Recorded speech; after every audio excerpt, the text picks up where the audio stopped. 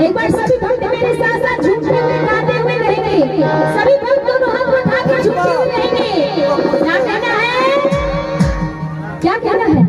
हो भैया तेरे नाम के क्या हो गए? दीवाने हो गए। दीवाने हो। हमारे भक्त खाना खाते नहीं है ना, इसलिए तालियां बराई झूठी हो रही। इसलिए कहते हैं कि महको तो ऐसे महको कि फूलों में भी होश आ जाए। अच्छा।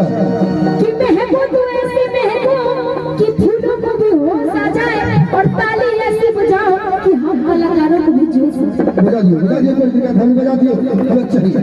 क्या बात है? और ना हो भैया तेरे नाम के दीवाने हो गए, तेरे नाम के दीवाने हो गए, तेरा नाम के दीवाने हो गए, मस्ती में रंग मस्ताने हो गए, मस्ती में रंग मस्ताने हो गए, भैया तेरे नाम के दीवाने हो गए, भैया तेरे नाम के दीवाने हो गए, तेरा नाम के दीवाने हो गए।